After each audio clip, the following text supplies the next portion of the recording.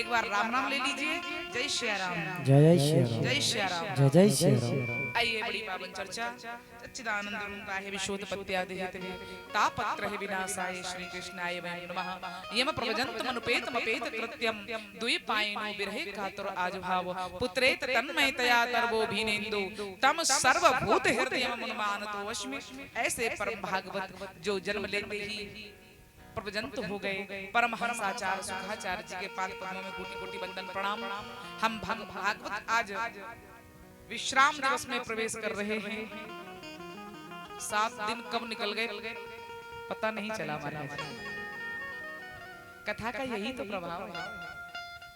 घड़ी दो ही जगह तो रुकती है, या तो विषय में या फिर भजन में। या तो कथा सुनने बैठ जाओ तो 5 घंटे कब निकलते हैं पता नहीं चलता, और या फिर ताश पे खेलने बैठ जाओ तो बाजी पे बाजी चलती है, कब सुबह से शाम होगी तो पता नहीं चलता। दो ही जगह तो घड़ी रुकती है, या भजन में या फिर विषय में या फिर मोबाइल चलाने बैठ जाओ। तो कथा का ऐसा अद्भुत प्रभाव है, समय पता नहीं चलता कि कब निकल गया। आज महाराज सप्तम दिवस है और माँ भगवती जगदम्बा महामाई की कृपा से हमारी कथा, हमारा यज्ञ, हमारा अनुष्ठान आज निर्विघ्न संपन्नता की ओर जा रहा है। बड़ी कृपा है महामाई की, बस उसका आशीर्वाद, उसकी कृपा हम आप पर ऐसी ही बनी रहे। उसकी कृपा से हम सत्संग यजन में ऐसे ही लगे रहे, क्योंकि ये उसकी कृपा के बिना, उसकी कृपा के बिना संभव नहीं है। यह गुण साधन ते नहीं होई, वो तो मेरी ही कृपा पाव कोई। ये धन से नहीं होता, ये तो उसकी कृपा से मिलता है। और अति हरि कृपा जाय पर हुई, और पाव देवी यह मार्ग सोई। वो भगवान शिव कहते हैं जिसपे ठाकुर जी की कृपा नहीं अति कृपा होती है। हे देवी, इस मार्ग पर वही चल पाता है, ये मार्ग वही पाता है जिसपे ठाकुर जी कृपा करते हैं। तो हम और आप माँ भगवती जगदम्बा माँ माई के विशिष्ट कृपा पात्र हैं कि उसने अपनी कृपा हम आप पर की है। सत्संग से जोड़ा है, यजन से जोड़ा है, धर्म से जोड़ा है, सत्य सनातन से जोड़ा है। क्योंकि आज सनातन के पीछे दुनिया पड़ी हुई है महाराज, हाथ धो करके, लेकिन सनातन को मिटाने वाले मिट गए प्यारे। सनातन हमारा आदि सत्य था, मध्य सत्य है और अंत सत्य। जब कुछ भी नहीं था तब सनातन था, सब कुछ है तब भी सनातन है, और जब कुछ भी नहीं रहेगा तब भी सनातन रहेगा। सर्वोपरि धर्म है सनातन धर्म, बाकी तो सब बाद में आकर के बने हैं। सबसे पुराना धर्म क्या है? सनातन धर्म है हमारा। आइए महाराज, बड़ी सुंदर कृपा माँ भगवती की मैं कल निवेदन कर रही थी, आप कथा सुन रहे थे कि किस तरह से भगवान वृंदावन छोड़ के मथुरा पधारे, कंस का उद्धार किया, माता पिता वसुदेव देवकी को कारागार से मुक्त कराया, नाना उग्रसेन को बंधन से मुक्त किया, और आज हमारे गोविंद की उम्र हो गई 11 साल 56 दिन की। 11 साल 52 दिन तक भगवान गोकुल में रहे, वृंदावन में रहे, और जब 11 साल 56 दिन के हो गए, 11 साल 52 दिन के हुए, भगवान ने ब्रज छोड़ दिया, वृंदावन छोड़ दिया, मथुरा पधारे, और जब 11 साल 56 दिन के हो गए तब कंस का वध किया और कारागार में प्रवेश करके वसुदेव देवकी को बंधनों से मुक्त कराया। और आज जब 11 साल 56 दिन के श्री कृष्ण माँ देवकी के सामने पहुंचे तो माँ इतने बड़े हो गए हैं, गोविंद 11 साल 56 दिन की उम्र हो गई है कन्हैया की, लेकिन पुत्र को देखते ही माँ देवकी का वात्सल्य उमड़ पड़ा, और माँ देवकी के स्तन से दुग्ध की धार बह निकली। 11 साल 56 दिन के हो गए तब भगवान श्री कृष्ण ने माँ देवकी का दुग्ध पान किया। क्यों? क्योंकि माँ देवकी ने वरदान मांगा था। वैसे तो कथा ये आती है कि 3 जन्मों में भगवान को पुत्र रूप में पाने के लिए आराधना करी थी वसुदेव देवकी ने। जब प्रश्न और सुतपा थे तब तपस्या करी थी, 3 जन्म आप हमारे पुत्र बने, तो वो प्रश्न और सुतपा बने, तब भगवान प्रश्न गर्भ बने। जब वो कश्यप अदिति बने तो भगवान वामन बने, और जब वो वसुदेव और देवकी बने तो भगवान श्री कृष्ण बने। तो एक भाव तो ये है कि कश्यप और अदिति वसुदेव देव की बन करके आए थे। लेकिन एक कथा और आती है, इस वक्त 14 वर्षों के बाद राम जी लौट करके आए और माँ कैकेयी के पास में पहुंचे। तो माँ कैकेयी ने कहा, पुत्र तुझसे कुछ मांगना है। राम जी बोले, क्या मांगना है माँ? तो पहला तो ये वरदान दे मुझे, क्या कि भरत ने प्रतिज्ञा करी है, जब तक मैं जीऊंगा, जब तक कैकेयी जिएगी, तब तक कैकेयी को भरत अपने मुंह से मां मां नहीं कहेगा। बर मांगत मन वही नहीं पीरा, और गदी न जीव मुह परिवना कीरा।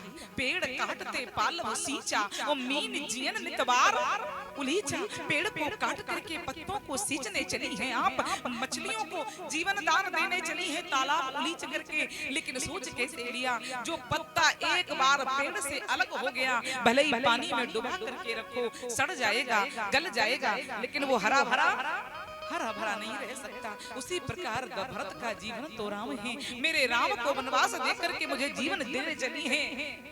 राम विरोधी हृदय ते प्रकट कीन विदुम होए। लज्जा आती है आपको मां कहने में, समझ लेना।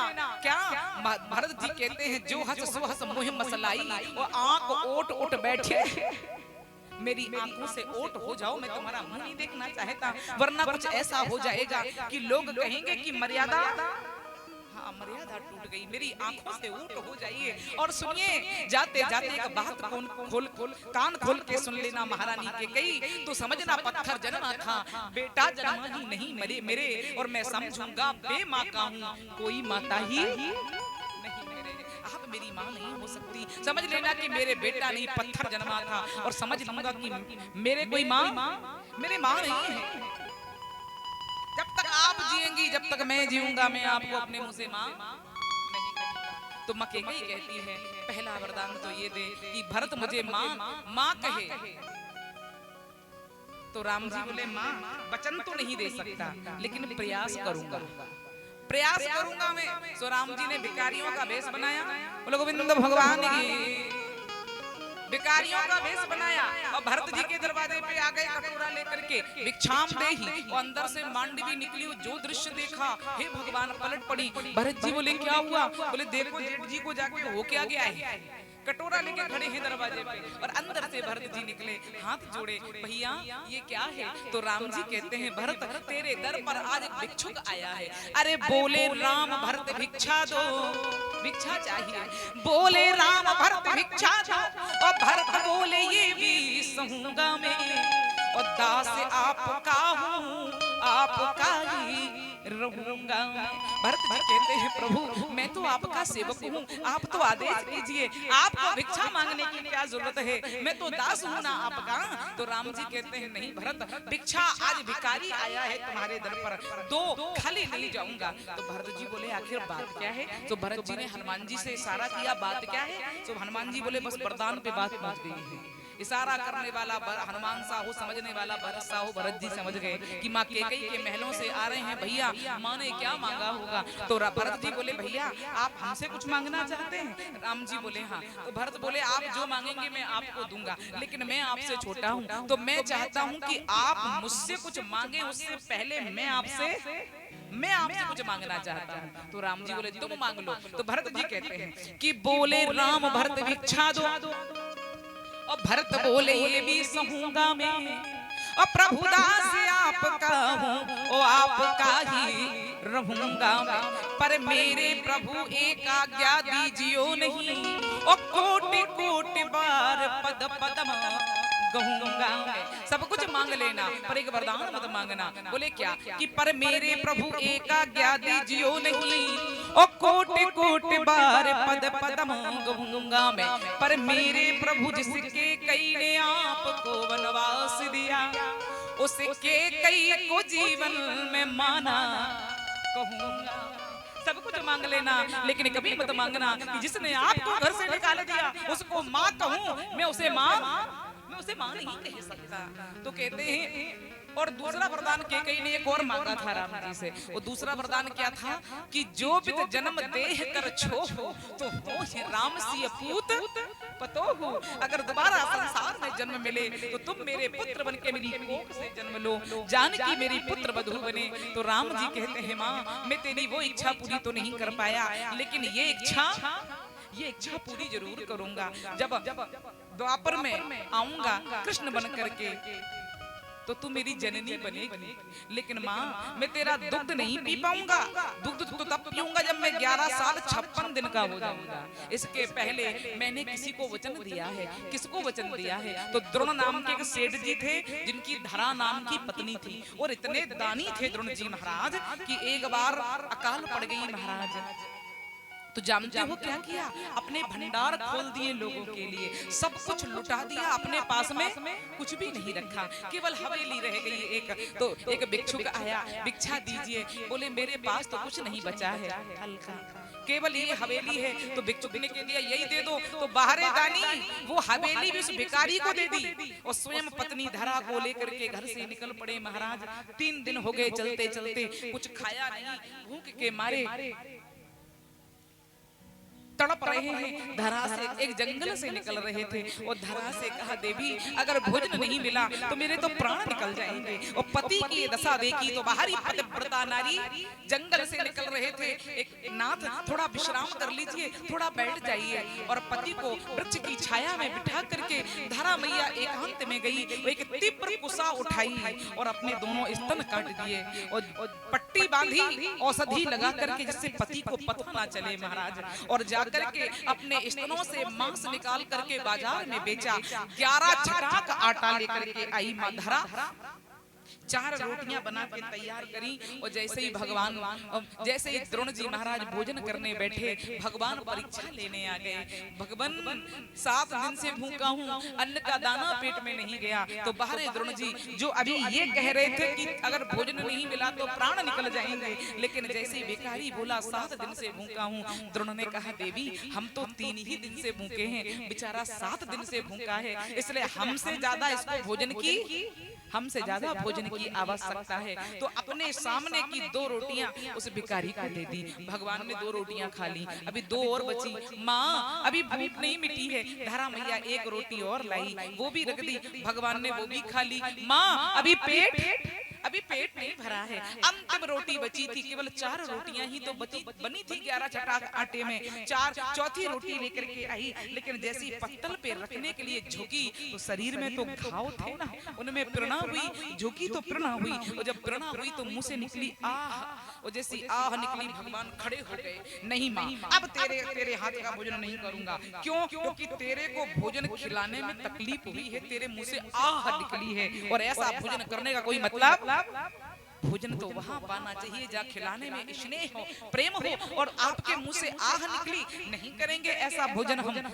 मां धरा कहती है नहीं ब्राह्मण देव, मुझे भोजन खिलाने में तकलीफ नहीं हुई, तो फिर आह निकली तो निकली क्यों? मैं आपको नहीं दिखा सकती, मैं आपको नहीं बता सकती। तो भगवान बोले ठीक है, यदि आप नहीं बता सकती तो हम भी ऐसा भोजन आहों से बड़ा भोजन नहीं करेंगे हम। भोजन तो श्रद्धा और प्रेम से होता है, ऐसा भोजन अरे नहीं करेंगे हम। चल दिए। धरा मैया बोली रुकिए, मैं आपको दिखाना नहीं चाहती थी, लेकिन यदि आप जिद कर रहे हैं तो ठीक है, रुकिए मैं दिखाती हूँ आपको। मैंने कितना बोला कि मुझे भोजन खिलाने में तकलीफ नहीं है, लेकिन आह क्यों निकली तो मैं दिखाती हूँ क्यों निकली। और जिस वक्त धरा मैया ने पट्टी खोली तो भगवान के नेत्र बरस पड़े। माँ धरा के सीने में 2 बड़े-बड़े घाव रखे हैं। भगवान महाराज नेत्र सजल हो गए भगवान के, और प्रकट होकर के माँ धरा से बोले माँ मैं तो परीक्षा लेने आया था, माँ जा मैं तुझे वरदान देता हूँ, अपने स्तन काट के 11 छटाक आटा लेके तूने मुझे खिलाया है, तो मैं तुझे वचन देता हूँ कि मैं 11 साल 52 दिन तक तेरा पुत्र बनके तेरा दुग्ध पान करूंगा।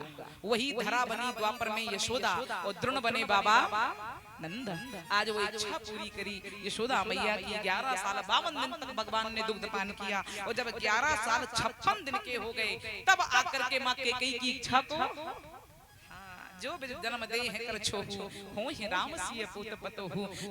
11 साल 56 दिन के आकर के माँ देवकी का दुग्ध पान किया भगवान ने। बंधन से मुक्त किया, कंस का उद्धार करके कल मैंने निवेदन किया था भगवान द्वारिका का निर्माण किए हैं समुद्र के अंदर।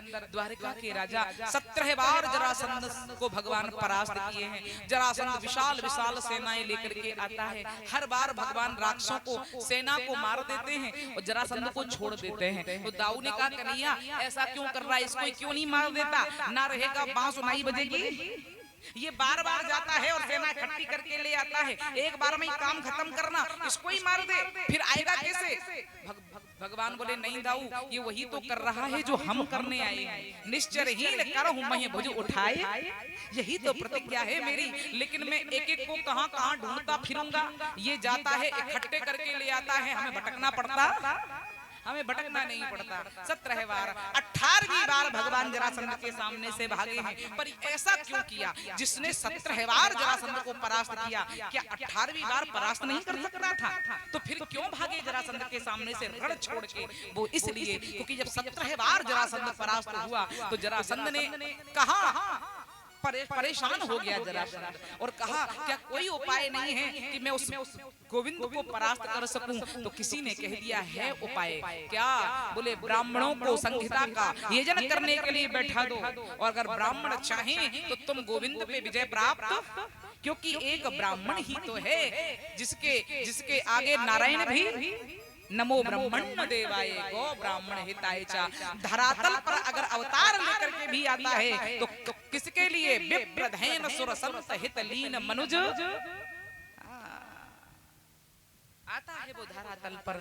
तो बस फिर क्या 1008 ब्राह्मण बुलाए और जरासंध ने कहा यजन करो, मेरे नाम से अनुष्ठान करो मेरी विजय श्री के लिए, और अगर मैं 18वीं बार जा रहा हूँ और मैं विजय पाकर के लौटा तो तुम सब ब्राह्मणों को एक एक गांव इनाम में दूंगा, और यदि मैं परास्त हो गया तो तुम सबके सर काट दूंगा। और ऐसा कह के जरासंध युद्ध के लिए चला गया। आज वो ब्राह्मण भगवान से प्रार्थना कर रहे हैं कि ठाकुर हमारा जीवन तेरे हाथ में है, पता है जरासंध मार देगा, लेकिन भगवान ने सोचा क्या कि अगर मैं परास्त हो गया तो जरासंध उन ब्राह्मणों को मार देगा। तो उन ब्राह्मणों को बचाने के लिए भगवान स्वयं जरासंध से हार गए। 18वीं बार भगवान परास्त हुए हैं, द्वारिका के राजा बने हैं। द्वारिका में आकर के रेवत कन्या रेवती जी के साथ में श्री दाऊ जी का विवाह, और ऐसी कथा आती है कि रेवती जी सतयुग से कुमारी बैठी थी, सतयुग से। श्री राधे तो रही है कोई एकदम अजीब सी आवाज आ रही, तो रही जैसी। श्री राधे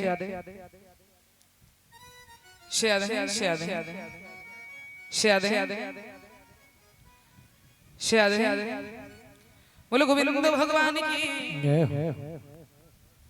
महाराज सतयुग से कुमारी बैठी हैं रेवती जी। महाराज हुआ ये कि जब रेवती के योग कोई वर नहीं मिल रहा था तो रेवत जी इतने तपस्वी थे कि अपनी बेटी को तपश्चर्या के बल से ब्रह्मा के दरबार में लेकर के पहुंचे। उस समय ब्रह्मा जी की यहाँ मंत्रणा चल रही थी, तो बीच में तो नहीं बोल सकते, बैठ गए। और जब ब्रह्मा जी की सभा समाप्त हुई तब रेवत जी हाथ जोड़ के खड़े हुए कि भगवान बेटी इतनी सुंदर दी, इतनी संस्कारवान बेटी दी, लेकिन इसके योग कोई वर धरातल पर नहीं उतारा क्या? तो ब्रह्मा जी हंस करके बोले रेवत जब से तुम मेरे दरबार में बैठे हो तब से हमारा तो एक भी दिन नहीं गुजरा, लेकिन तुम्हारे युग के युग बीत गए हैं। सतयुग पूरा निकल गया है, त्रेता भी निकल गया है, अब तो द्वापर आ गया है। और द्वापर के राजा हैं भगवान श्री कृष्ण और उनके बड़े भाई हैं बलदाऊ। रेवती का विवाह उनके साथ में कर दो। सो महाराज रेवत जी आए और दाऊ जी के साथ में रेवती जी का विवाह किया, लेकिन रेवती जी सतयुग की थी तो 21 हाथ की थी और दाऊ जी द्वापर की तो 7 ही हाथ के थे। महाराज सतयुग में इंसान 21 हाथ का होता था, द्वापर में 7 हाथ का, और कलयुग आते आते रह गया साढ़े 3.5 हाथ का।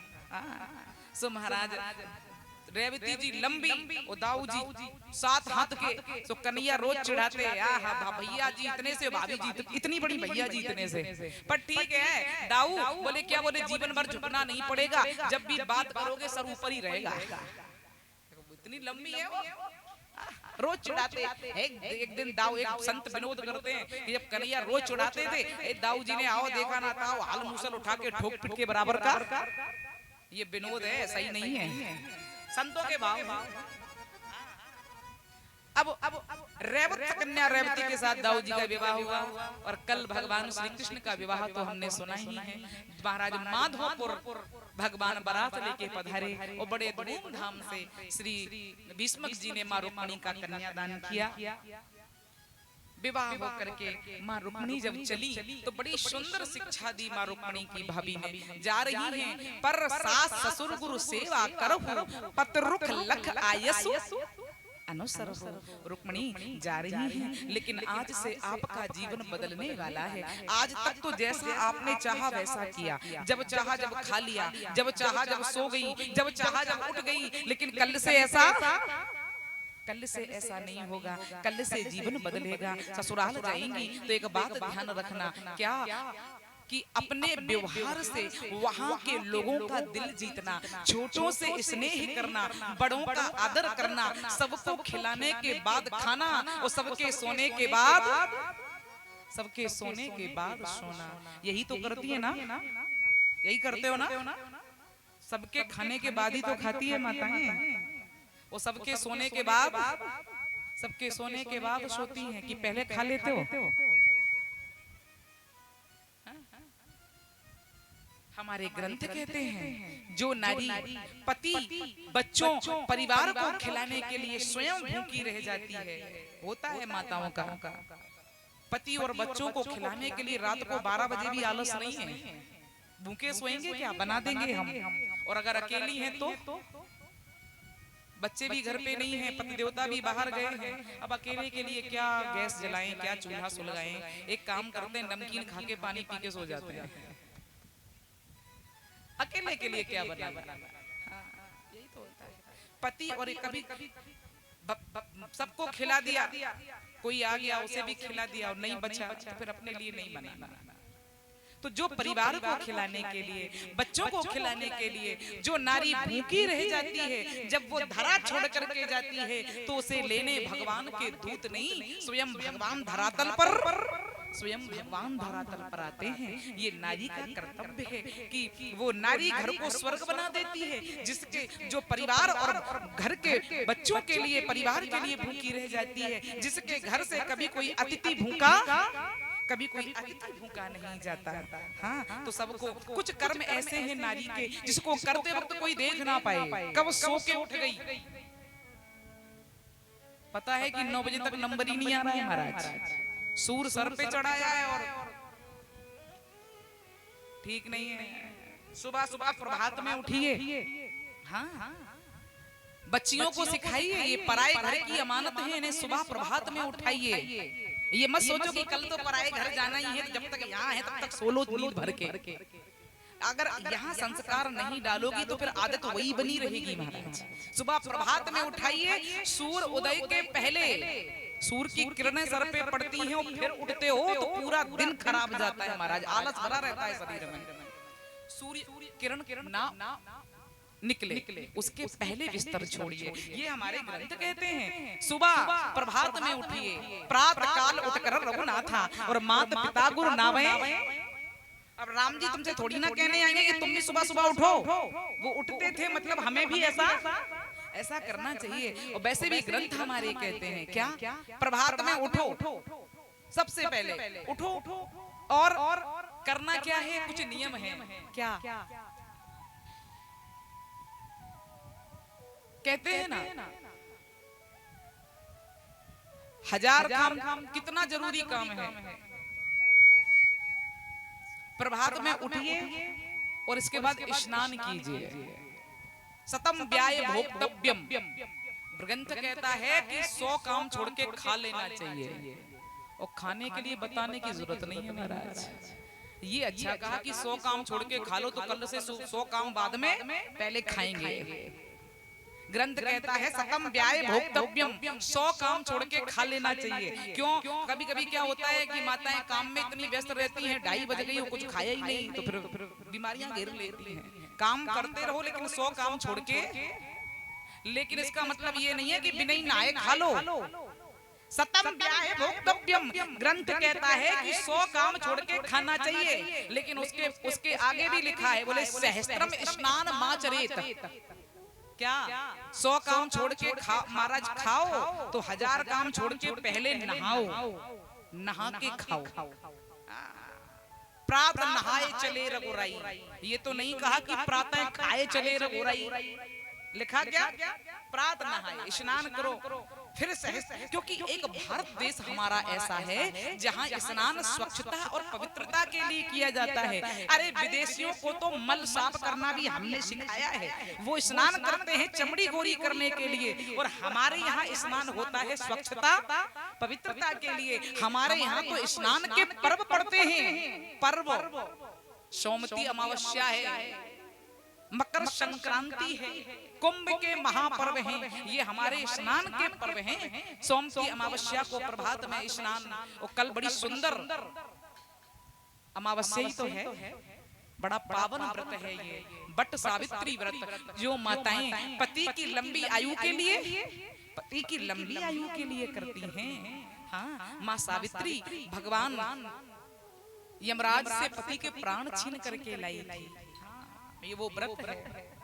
हमारे यहाँ तो ऐसा मानते हैं ना, सबको पूजा जाता है, कल बट वृक्ष की पूजा की जाती है, पीपल की पूजा करने से घर में सुख समृद्धि चल करके आती है, तुलसी को दीपक लगाने से पूजन करने से माँ लक्ष्मी प्रसन्न होती है, घर का दारिद्र्य समाप्त होता है, और बट की पूजा करने से परिवार की आयु बढ़ती है, इसीलिए तो बट पूजा की जाती है। वृक्ष भी साधारण नहीं है हमारे यहाँ, बिल वृक्ष है हमारे यहाँ, घर में होना चाहिए। बिल वृक्ष में जो दूध गाय का कच्चा दूध मिला करके सिंचन करते हैं, उस घर में कभी अभावता नहीं रहती महाराज, दारिद्र्य समाप्त हो जाता है। तो कल बट सावित्री व्रत है, बड़ा सुंदर महाराज। तो मैं निवेदन ये कर रही थी, क्या सतम व्याय भोक्तव्यम सहस्त्रम स्नान माचरेत, मतलब सहस्त्र काम छोड़ करके नहाओ, लेकिन स्नान से भी जरूरी कुछ है। बोले क्या है? बोले लक्षम व्याय दातव्यम, अगर आप स्नान करने भी जा रहे हो और कोई मांगने वाला आ जाए तो रुक जाओ, पहले उसे दो। लाख काम छोड़ करके पहले देना सीखो, लेकिन उस देने से भी बड़ा कुछ है। क्या है? 100 काम छोड़ के पहले खाओ, लेकिन 1000 काम छोड़ के पहले नहाओ, लाख काम छोड़ करके पहले देना सीखो, लेकिन कोटिम तत्वा हरिम भजेत, 1 करोड़ काम छोड़ करके भगवान का भजन करो। जब तक रहेगी जिंदगी फुर्सत न होगी काम से, और कुछ समय ऐसा निकालो प्रेम कर लो राम से। अगर ये सोचो थोड़ा ये और कर लें फिर भजन करेंगे, थोड़ा ये और कर लें, बेटा बेटी की शादी और हो जाए फिर फुर्सत में, तो जब तक जिंदगी है तब तक फुर्सत मिलने वाली, अंतिम सांस तक फुर्सत नहीं है। तो अपने व्यस्तम समय में से ही समय ठाकुर जी के लिए निकालो। जैसे सोना जरूरी है, जागना जरूरी है, नहाना जरूरी है, खाना जरूरी है, कमाना जरूरी है, उसी प्रकार भगवान का भजन जरूरी है। बाकी और सब काम चलते रहते हैं, लेकिन केवल भजन छूट जाता। क्या करें, इतने व्यस्त हैं, टाइम ही नहीं मिलता, टाइम ही नहीं मिलता। चुगली करना नहीं छूटता, सीरियल देखना नहीं छूटता, काम भी करते जाएंगे और हाँ, वो नहीं छूटता, चाय पीनी नहीं छूटती, लेकिन केवल भजन छूटता है। भजन में क्या बुराई है भाई? कर्म करते जाओ, ठाकुर जी का नाम लेते जाओ, तुम्हारा कर्म भजन हो जाएगा। लेकिन जरूरी है करते रहिए प्यारे। हमने ये तो सुना है कितने लोगों को जो ये कहते हैं कि हम रोज सुंदरकांड का पाठ करते हैं, लेकिन आज थोड़ा हम काम से जा रहे हैं, जालौन जाना है या उरई जाना है, तो एक काम करना, हमारी तरफ से आज पाठ कर लेना। ये तो हमने सुना है, लेकिन किसी को ये कहते नहीं सुना कि आज हम भोजन करना भूल गए, तो हमारी तरफ से भोजन तुम कर लेना। खाना नहीं बोलते महाराज, खाना हो तो कैसे भी खा लेते हैं। हमने देखा है लोग ट्रेन में चढ़ते जाते हैं और खाते जाते हैं महाराज, और जगह नहीं भी मिले तो भले ही बाथरूम में घुस के खाना पड़े, लेकिन खाना नहीं छोड़ते। तो फिर भगवान के भजन में क्या बुराई है भाई? कैसे भी करो, कैसे भी भाई को भाई अलग आलस हो, नाम जपत मंगल दिश करते रहिए। तो आज मैं निवेदन ये कर रही थी कि जो बच्चियां हैं ये धरोहर है दूसरे के घरों की, इन्हें संस्कारित कीजिए, सुबह प्रभात में उठना सिखाइए। और दूसरी बात क्या, घर में भले ही 10-10 नौकर काम करें, लेकिन बेटियों को रसोई का काम आना चाहिए। माताएं सोचती हैं क्या हुआ, सर छुपा रहे हो प्यारे? माताएं सोचती हैं अब जीवन भर ही तो करना है, ससुराल जाएंगी करेंगे, लेकिन ऐसा नहीं है। रसोई का काम आना चाहिए। हाँ, इन्हें सब्जी काटना नहीं आता, इनसे पूछो कड़ी कैसे बनाई जाती है पता नहीं होता इनको, करेले कैसे बनते हैं इनको पता नहीं होता। हमें नहीं बनाना पड़ता, हमसे पूछ लो हम बता देंगे आपको। क्योंकि बच्ची को रसोई का हर काम आना चाहिए। और ये पाठशालाओं में सीखने को नहीं मिलेगा, किसी विद्यालय में नहीं मिलेगा, ये बैठा के सिखाना पड़ता है। सुने ना, माँ बैठा के सिखाती थी जानकी को, माँ मैना बैठा करके गौरा को सिखाती थी। और नहीं सिखाओगे तो कल को आपको ही सुनना पड़ेगा, माँ ने कुछ सिखाया नहीं। जब ससुराल जाएगी तो साथ में माँ को भी सुनना पड़ता है कि माँ ने कुछ अब सिखाएगी, तो तब जब माँ को खुद आता हो।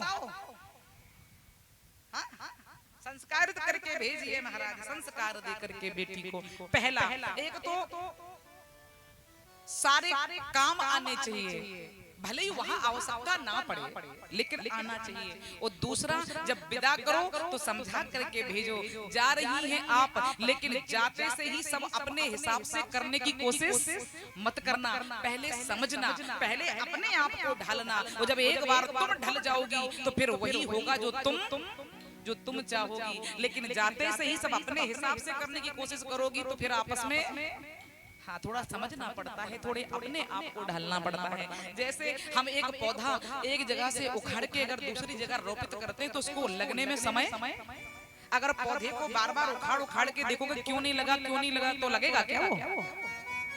अच्छा, जब विवाह होता है तो मंडप के नीचे धान बुआई की रस्म होती है अपने आप में होती है, सबके यहाँ होती है। क्यों बोए जाते हैं धान? क्यों बोए जाते हैं धान? इसलिए बोलो गोविंद भगवान की, धान इसलिए बोया जाता है। पहला तो ये कि जैसे ये धान खिल रहे हैं वैसे ही तुम्हारा जीवन खिला हुआ रहे। और दूसरा भाव ये है कि बच्ची को शिक्षा दी जाती है कि बेटा जैसे धान का जीवन है वैसे ही तो बेटी का जीवन है। जैसे धान कहीं बोया जाता है और कहीं रोपित किया जाता है, जहाँ धान बोया जाता है वहाँ लगता धान की पौध कहीं तैयार होती है और रोपित कहीं किया जाता है। उसी प्रकार बेटी जन्म कहीं लेती है, पलती बढ़ती कहीं और है, लेकिन उसका जीवन कहीं और खिलता है। तो ऐसे ही जा रही हैं, लेकिन ध्यान रखना जैसे पौधे को एक जगह से दूसरी जगह रोपित होने में समय लगता है, वैसे ही थोड़ा अपने आप को संभालना, परिवार को समय देना। और फिर एक दिन वो आएगा कि सब तुम्हारी इच्छा से होगा। और एक सबसे बड़ी बात, ससुराल में जाकर के घड़ी माई के फोन लगाने की जरूरत, अभी तो क्या चटनी बनी है वो भी पता होता है, चटनी भी बनती है तो मायके में पता होता, ठीक नहीं है।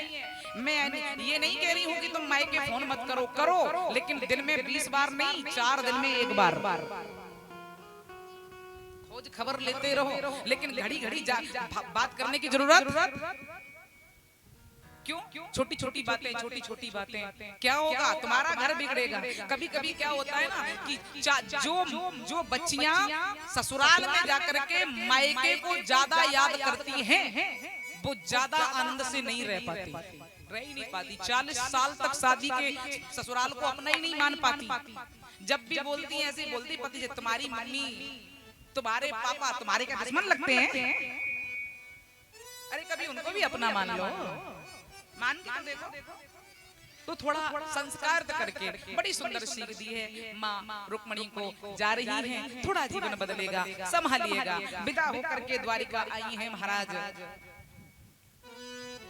आज जैसे नहीं, क्या करती है, एक बच्ची की विदा हो रही थी महाराज, और बच्ची बड़ी जोर जोर से रो रही थी। सो आज की मैया बोली क्या काहे रो रही है, चिंता मत कर, जरा सा भी तकलीफ हो फोन लगाना, मैं तेरे भाई को पटाख से भेज दूंगी। बच्चियां धमकी देती हैं, जरा जरा सी बात पे सीधे चली जाऊंगी। 20 साल पापा ने रखा है, जीवन भर खिलाने की हिम्मत है।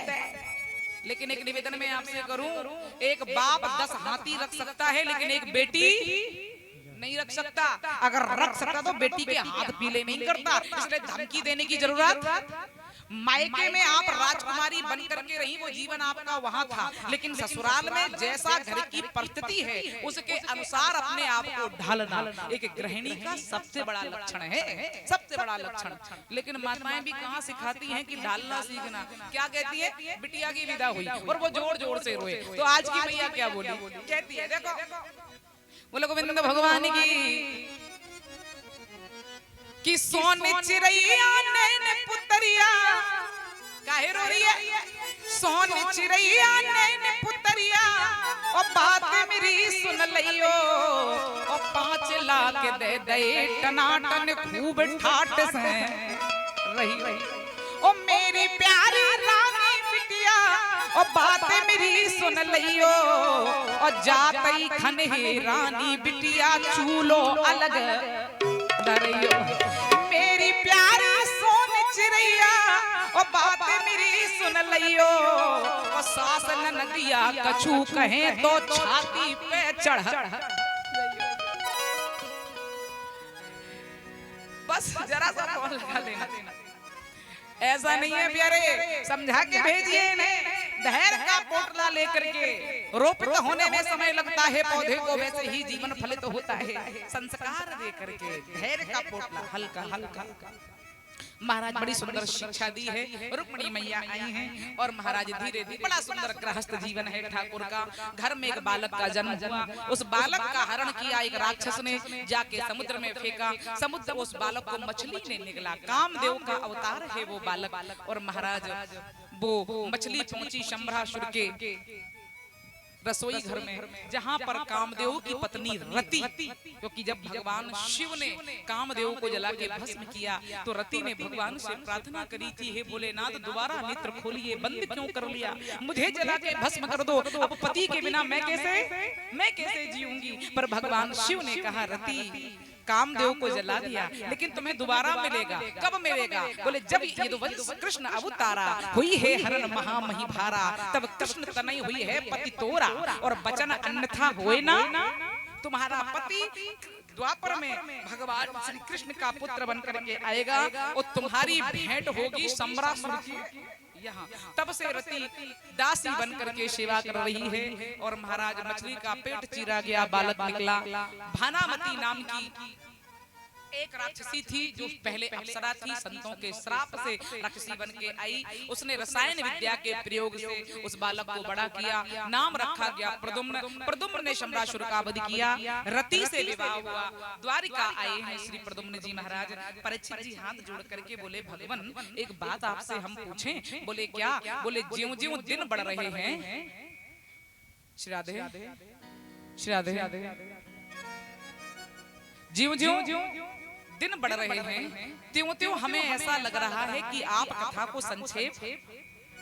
संक्षेप करते जा रहे हैं। सुखदेव जी बोले, ऐसा क्यों लगा आपको? परीक्षित जी बोले, क्यों?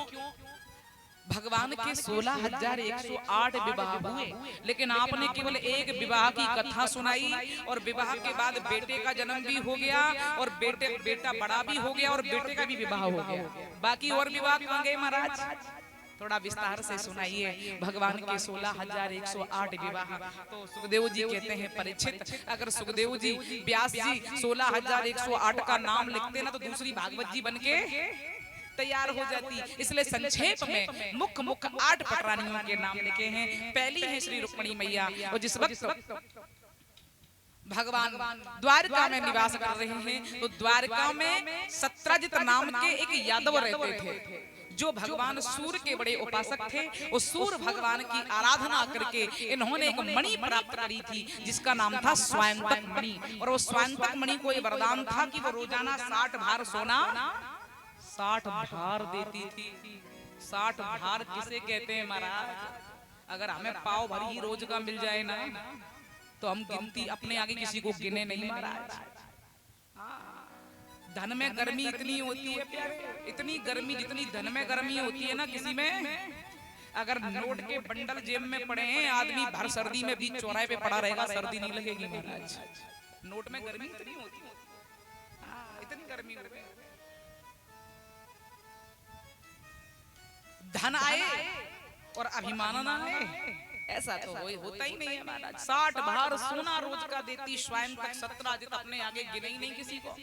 एक दिन की बात, सत्राजित वो मणि पहन के द्वारकाधीश के दरबार में पहुंचा। और प्रकाश करती हुई मणि, तो किसी ने कहा ऐसा लग रहा है कि साक्षात सूर्य नारायण दर्शन करने आ रहे हैं गोविंद के। तो किसी ने कहा अगर आ भी रहे होंगे तो कोई बड़ी बात नहीं है। क्यों? क्योंकि हमारे कन्हैया का दरबार ही ऐसा है कि कोई ना कोई देवता रोजाना आता ही रहता है। अगर सूर्य भी आ रहे होंगे तो कोई बड़ी बात नहीं है। लेकिन जैसे ही पास में सत्राजित आया, अरे ये सूर्य नहीं है, ये तो अपने गांव के सत्राजित काका हैं, लेकिन ये मणि जो है ना ये प्रकाश कर रही है। तो दूसरा कहता है ये मणि साधारण नहीं है, गजब की है, 60 भार सोना रोजाना देती है। और ऐसी मणि तो द्वारकाधीश के खजाने में होनी चाहिए। अगर खजाना बढ़ेगा तो प्रजा का उत्थान बढ़ेगा। तो भगवान ने सत्राजित से कहा काका यदि आप उचित समझे इतने धन का आप क्या करेंगे? भाई 60 भार बहुत होता है, क्या करेंगे इतने धन का आप? तो एक काम कीजिए, ये मणि खजाने में जमा करा दीजिए, जिससे खजाना बढ़ेगा, प्रजा का उत्थान बढ़ेगा।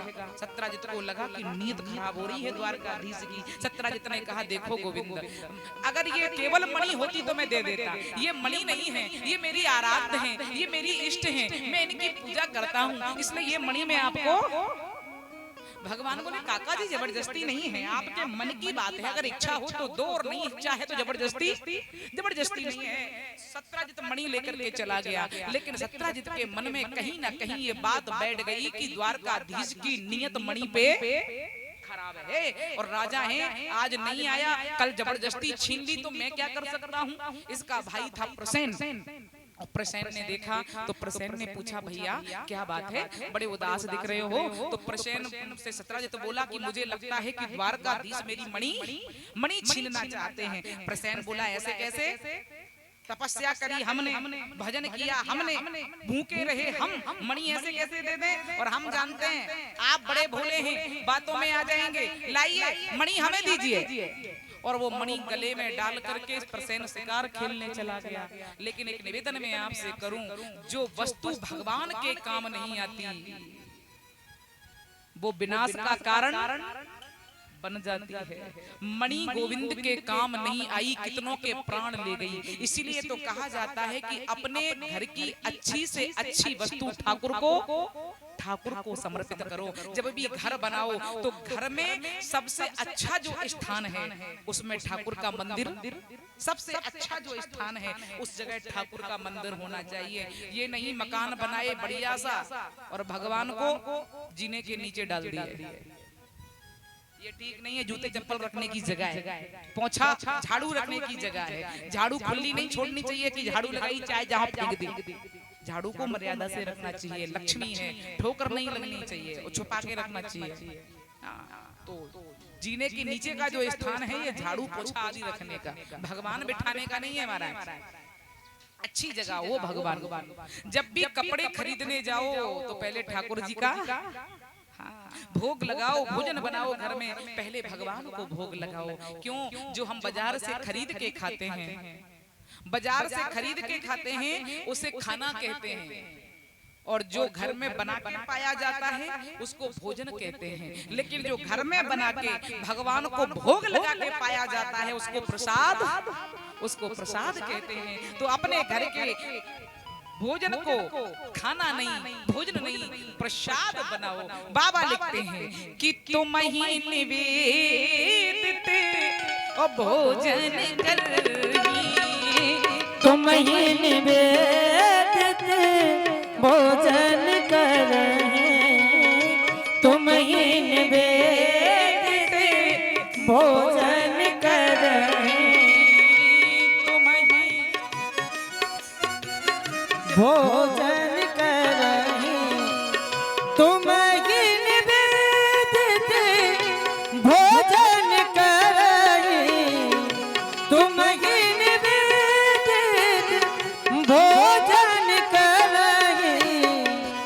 प्रभु प्रसाद भूषण रख धरही प्रभु प्रसाद पटे भूषण धरही प्रभु प्रसाद भूषण रख धरही। तुम ही निवेदित भोजन करही, भोजन बनाओ ठाकुर को पहले प्रसाद लगाओ। घर का जो भोजन को भोग लगा के अतिथि सेवा करके पाते हैं वो महाप्रसाद बनता है। जब भी वस्त्र पहनो, नए वस्त्र सिल के आए तो पहले ठाकुर जी को चढ़ाओ, गहने बनवाओ, पहले ठाकुर जी को अर्पण कर दो। ऐसा नहीं है कि ठाकुर जी अपने पास में रख लेंगे, पहनना तो हमें ही है, पर पहले ठाकुर को अर्पण करके अगर पाओगे, पहनोगे तो वो प्रसाद बन जाएगा। प्रसाद, हाँ, बात वही है।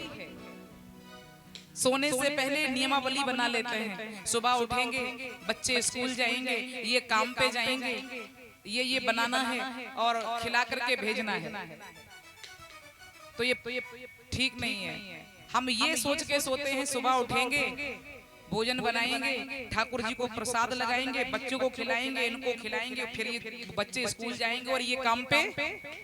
बात वही है, बस थोड़ा सा अपने भावों को मोड़ना है, थोड़ा सा भावों को मोड़ना है। तो ऐसे करना है, प्रसाद बना करके पाना है महाराज। आज मणि नहीं दी, प्रसैन जंगल में शिकार खेलने गया, एक सिंह ने आक्रमण कर दिया और मणि छीन ली, प्रसैन को मार दिया। और जब घोड़ा घर आया, खाली घोड़ा घर आया, तो महाराज सत्यजित को ऐसा लगा कि हो ना हो मणि के लिए कन्हैया ने मेरे भाई को मार दिया।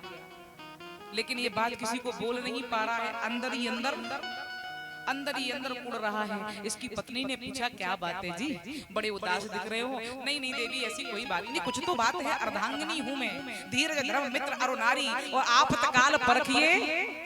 धीरज धर्म मित्र और पत्नी, इनकी पहचान तो आपत्ति के समय में ही होती है।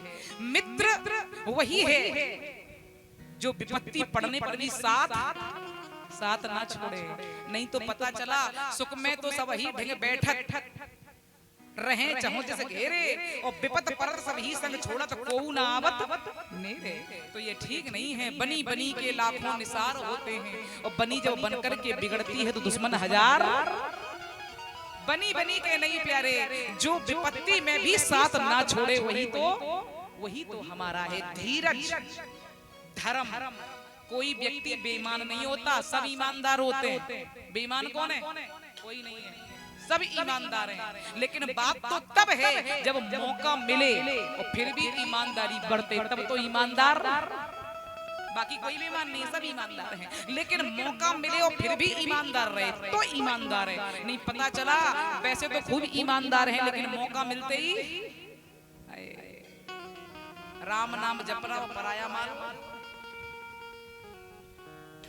मन में राम बगल में छुरी, और मिल जाए राम तो ऐसा नहीं होना चाहिए। समय पड़े, मौका पड़े और फिर भी हम ईमानदार रहें।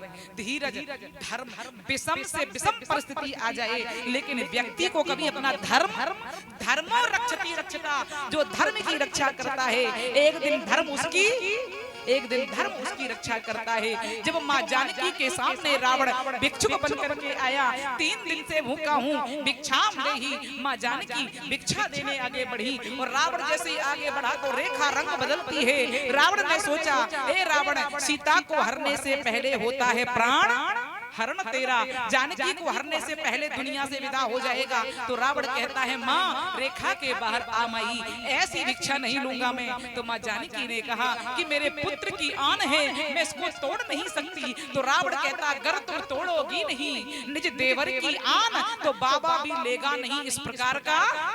हम ऐसे भिक्षा नहीं लेते, चले जाएंगे, 3 दिन से भूखे हैं, 1 दिन और भूखे रह जाएंगे। पर जैसे ही रावण पलटा तो माँ जानकी ने एक बात सोची, लक्ष्मण की आन रहे न रहे, पर रखूंगी धर्म गृहस्थी का। एक गृहस्थ के घर से अगर कोई भूखा चला जाए तो इससे बड़ा कोई अपराध। तो पुत्र की आन रहे ना रहे, लक्ष्मण की आन रहे ना रहे, लेकिन मैं गृहस्थी के धर्म को मिटने गृहस्थी के धर्म को टूटने नहीं दूंगी। और बस यही सोच के माँ जानकी रेखा के बाहर आ गई। और जैसे रेखा के बाहर आई कि रावण ने माँ जानकी का अट्टहास करके भिक्षा मांगने वाला भिक्षुक समझ रखा है क्या, लंकाधिपति लंकेश हैं हम। जब रावण ने हरण किया, रोती हुई माँ जानकी जा रही हैं, तो किसी ने माँ जानकी से कहा, माँ जानकी आपने तो धर्म की रक्षा की थी, तो फिर आपके साथ ऐसा क्यों हुआ? आपने तो धर्म रखा, अब आपकी रक्षा कौन करेगा? आपने धर्म की रक्षा करी, अब आपकी रक्षा कौन करेगा? तो वहारी जानकी मैया माँ जानकी कहती हैं, जिस धर्म की रक्षा मैंने की है लंका में, वही धर्म मेरी रक्षा, अब वही धर्म मेरी रक्षा करेगा। और वही हुआ क्या कि चलत दशान डोलत अवनी, जिसके चलने से धरा कांपती है, उसके सामने जानकी कह रही है क्या, सट सुने हर आने वो मोही, और अधम निर्लज्ज लाज नहीं, तू जुगनू है वो सूर्य है। तो धर्म, जो धर्म की रक्षा करते हैं, धर्म उसकी रक्षा करता है। विषम से विषम परिस्थिति आ जाए, लेकिन कभी अपने धर्म का त्याग मत करना। थोड़ी परेशानियां आएंगी, थोड़ी कष्ट तो आएंगे, लेकिन धर्म मत छोड़ना। अपने धर्म का निर्वहन करना, अपने धर्म में जीना आन बान और शान है, लेकिन अब धर्म का त्याग कर देना, इससे बड़ी और कोई कायरता नहीं है महाराज। धर्म निभाते रहिए। क्षत्रिय का क्या धर्म है, वैश्य का क्या धर्म है, नारी का क्या धर्म है, कनिष्ठ का क्या धर्म है, सबका वर्णन किया है बाबा ने।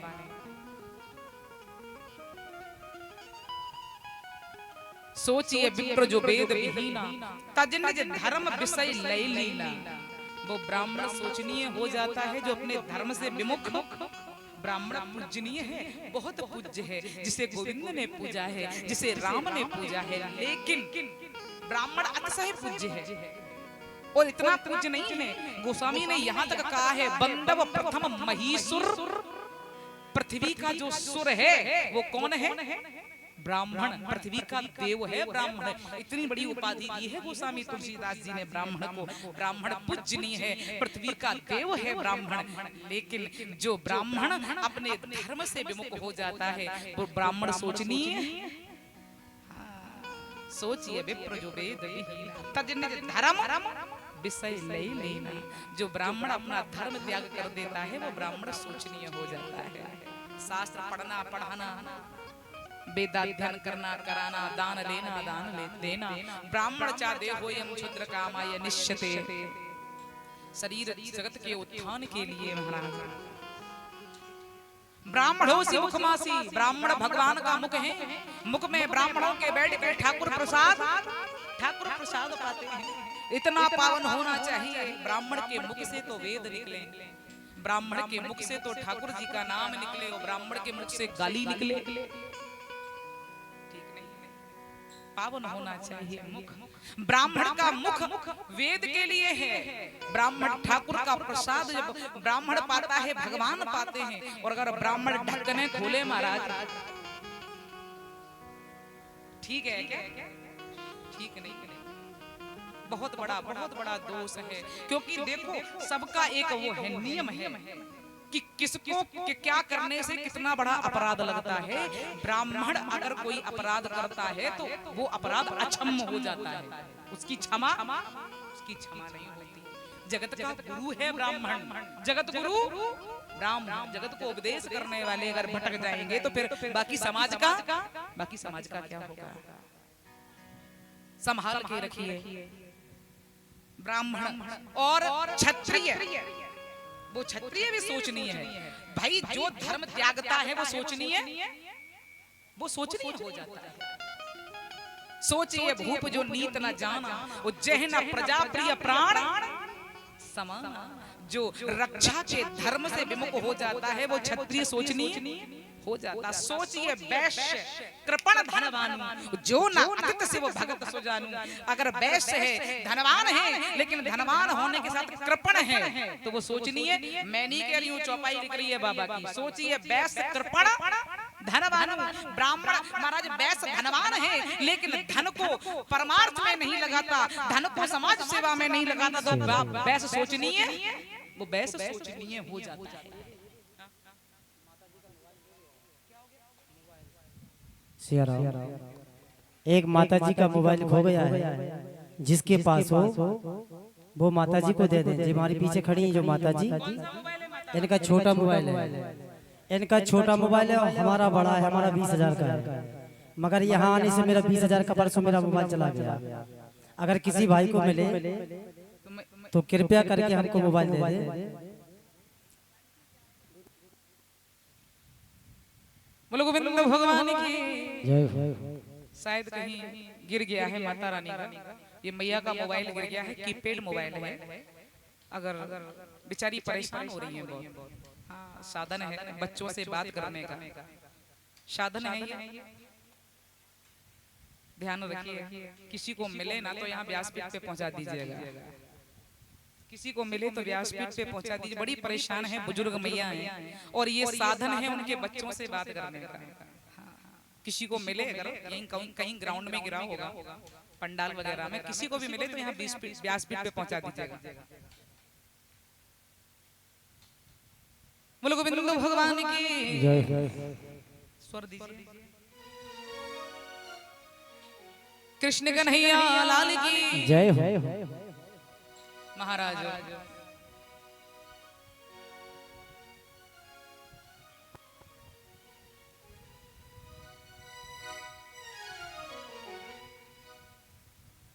तो मैं निवेदन कर रही थी महाराज,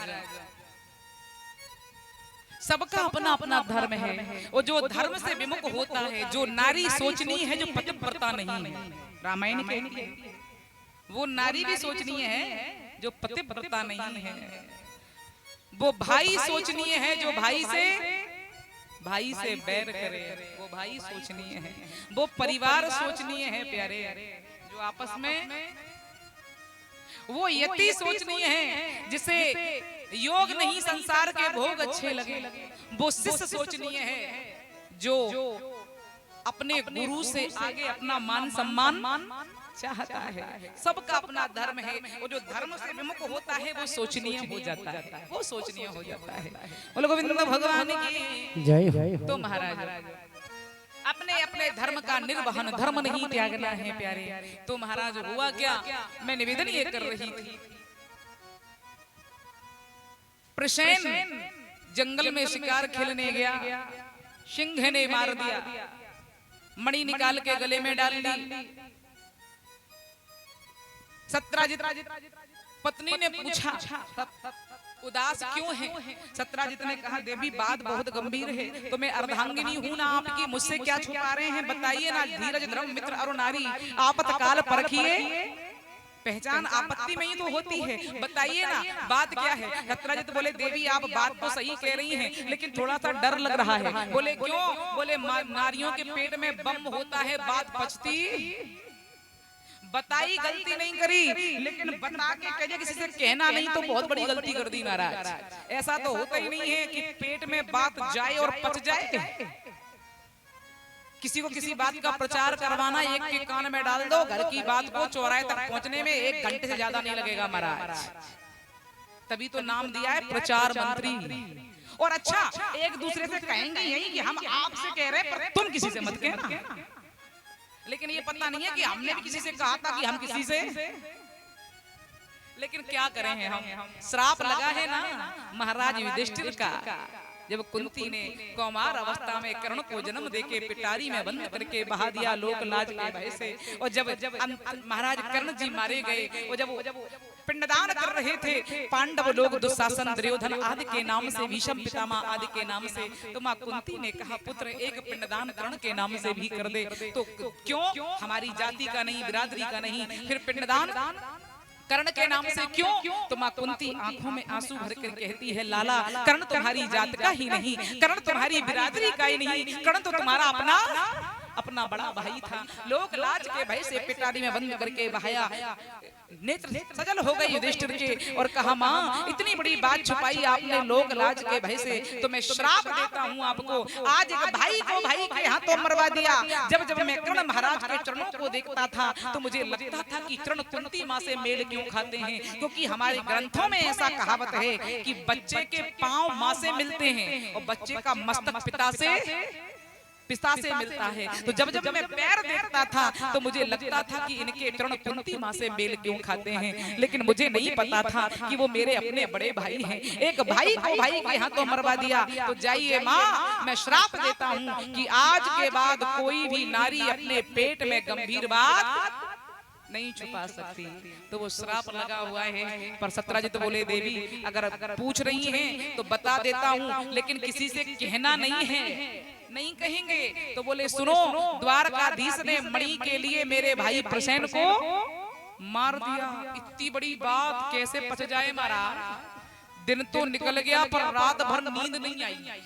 वो पेट में बात घूमे महाराज गोला बन के कि कब बाहर निकाले।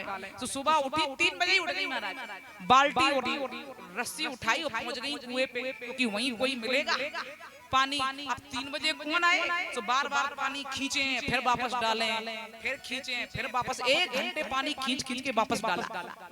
इतने में 4 बज गए। सो मोहल्ले की एक नारी आ गई पानी भरने। कहे बहन तुम इतनी सुबह सुबह कैसे? अरे बोले कुछ नहीं बहन, बहुत परेशान हूँ मैं। क्यों? बोले घर में बातें ऐसी हो गई। बोले हुआ क्या? बोले देखो बहुत गंभीर बात है, हम तुम्हें बता नहीं सकते। क्यों?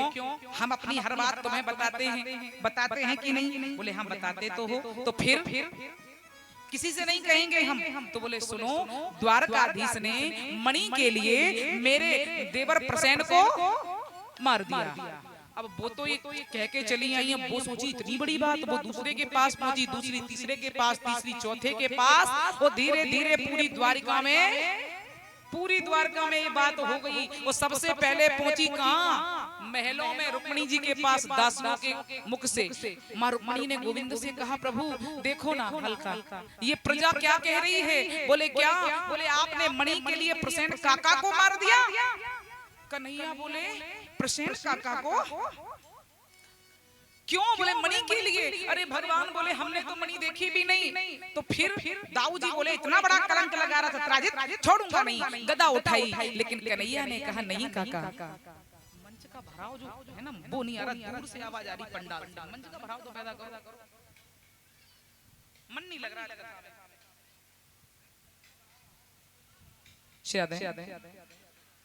बेच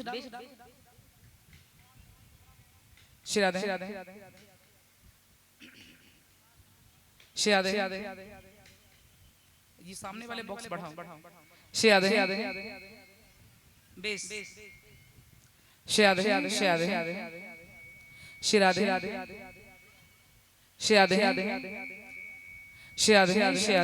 शादा है बिल्कुल। जो भरा होना चाहिए वो चीज नहीं है।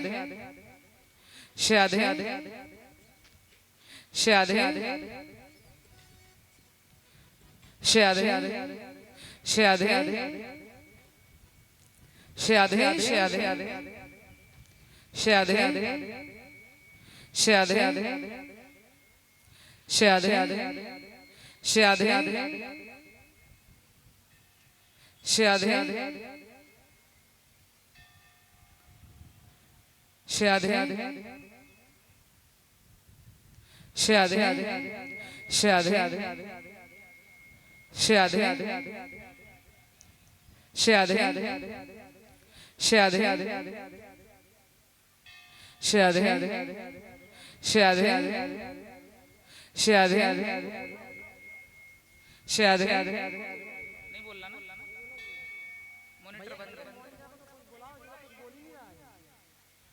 शायद शायद बंद देखो आके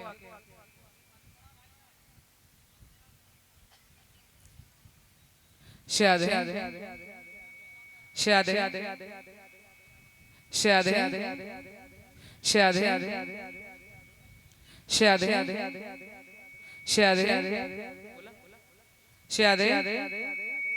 शायद शायद नहीं बोलना शायद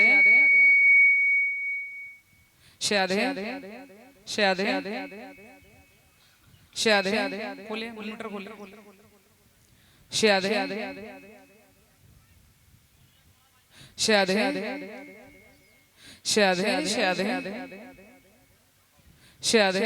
बोलिए शायद शायद शायद शायद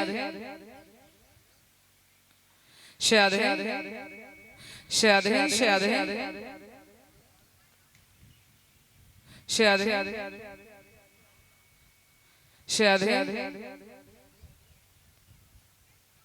शायद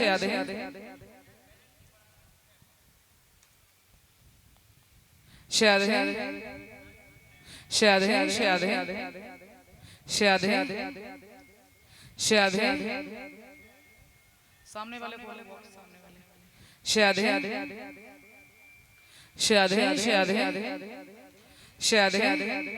शायद शायद शायद शायद शायद बेस डालो थोड़ा सा सादा सादा आवाज आ रही है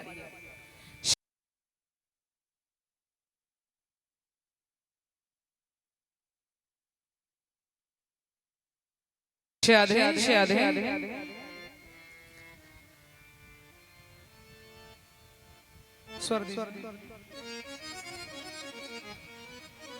बोले राघवेंद्र सरकार की जय हनुमान जी महाराज की जय भागवत भगवान की जय सत्य सनातन धर्म की जय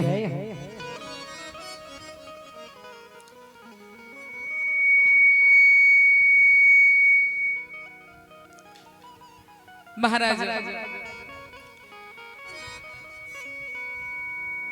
भगवान ने कहा चोरी लगी है मुझे और इस कलंक को मैं उतारूंगा तो नहीं चल सारी बंद है और आवाज तो रही जैसी आ रही है तो रही बोल रही हूँ रिटर्न बिल्कुल वैसे ही हो रहा है साउंडों का रिटर्न लग ही नहीं रहा है शायद शायद शायद शायद शायद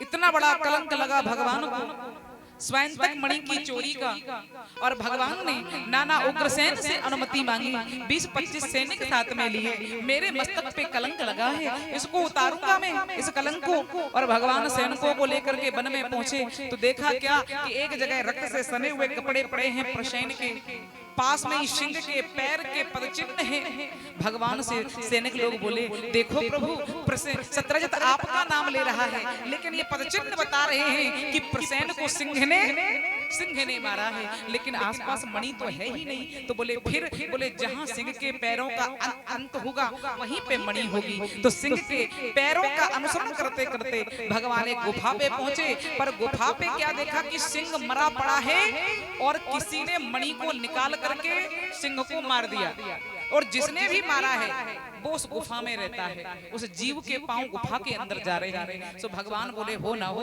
मणि गुफा में है और सैनिकों से कहा मैं मणि लेने जा रहा हूँ तुम मेरी प्रतीक्षा करना और 15 दिन के अंदर अंदर अगर मैं लौट के ना आऊं तो समझ लेना कि मैं मारा गया सैनिक बोले प्रभु ऐसा मत बोलिए हम आपकी प्रतीक्षा करेंगे और अब भगवान ने गुफा में प्रवेश किया तो जो गुफा थी वो एक वृक्ष की गुफा थी एक वृक्ष की गुफा थी और उस वृक्ष की कन्या उस मणि से खेल रही थी प्रकाश कर रही है मणि पूरी गुफा में और भगवान जैसी प्रवेश किए पहली बार मनुष्य देखा तो वो वृक्ष कन्या चिल्लाई पिताश्री और जैसे बेटी की आवाज सुनी सो अंदर से एक वृक्ष पैर पटकता हुआ विशालकाय वृक्ष और भगवान को देखा कौन हो तुम क्या अपने प्राणों से मोहे नहीं है? किसी ने धक्का दिया है या गलती से मेरी गुफा में घुस आए हो? जो भी है, जो भी है, जितना जल्दी हो सके निकल जाओ यहाँ से। क्यों? क्योंकि यहाँ मेरी गुफा में प्रवेश करने की अनुमति हर किसी को नहीं है। तो भगवान बोले ऋक्षराज, ये जो मणि है ना, ये हमारी है और ये मणि लेने हम आए हैं। होगी तुम्हारी, होगी तुम्हारी, लेकिन ये मणि मैंने एक सिंह को मार के प्राप्त की है, इसलिए अब इस मणि पे अधिकार मेरा है।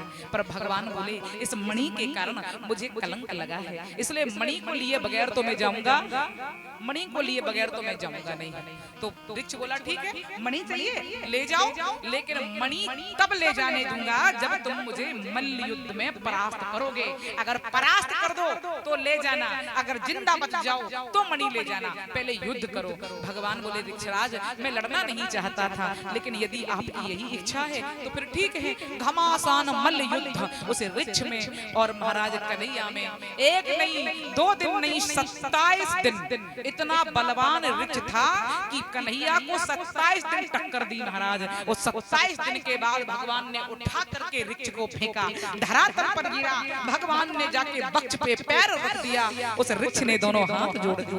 पतली करो हल्की सी आवाज पतली। महाराज वृक्ष ने दोनों हाथ जोड़ दिए, कौन है आप? क्यों? बोले मुझे वरदान है कि मुझे लक्ष्मण और राम के अलावा कोई दूसरा परास्त। कौन है आप? क्या वही हैं जिनकी प्रतीक्षा में त्रेता से कर रहा हूँ? भगवान बोले ऋक्षराज, तुम सही पहचान रहे हो, मैं वही हूँ, लेकिन ये बताओ तुम कौन हो? तो वो वृक्ष भी कोई साधारण नहीं था, ये वृक्ष वही था जो कदम कदम पे हनुमान जी का मार्गदर्शन करने, जब हनुमान जी को बल विस्मरण हो जाता था तब ये वृक्ष आता था। जामवंत कहे सुन हनुमाना और काच प्रसाद रहो बलवाना। जब पतली करो हल्की सी आवाज। जब निज निज बल सब काहू भाखा और पार जाए कर संशय राखा, तब महाराज जामवंत जी खड़े हुए और हनुमान जी से कहा, पवन तनय बल पवन बाल समय रो भक्ष ले हो, तब तीन हो लोक भयो अंधियारो, और को नहीं जानत है जग में कभी संकट मोचन नाम तिहारो। कितना कितना कहा, हनुमान जी टस से मस नहीं हुए। तब जामवंत जी ने कहा, राम काज लग तब अवतारा, वो सुनते भयऊ पर्वता। आप कहो कि जामवंत जी तो त्रेता में थे, द्वापर में क्या कर रहे थे महाराज? तो जामवंत जी सतयुग में भी थे। कब थे?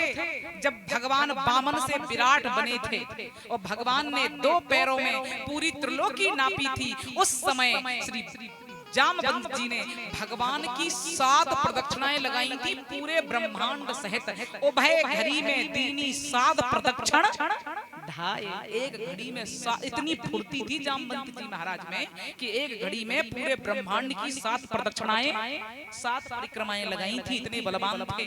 जिस वक्त महाराज मेघनाथ ने नांग पास में सारी सेना को बांध दिया, लेकिन जामवंत जी को ये सोच के छोड़ दिया कि जामवंत मंत्री, दिले हल्का कम करो थोड़ा सा, डबल आवाज आ रही, समझ में नहीं आ रहा। जामवंत मंत्री अत बूढ़ा, वो सो की होए अब समरा रूढ़ा। बस यही गलती कर दी मेघनाथ ने, जामवंत को बूढ़ा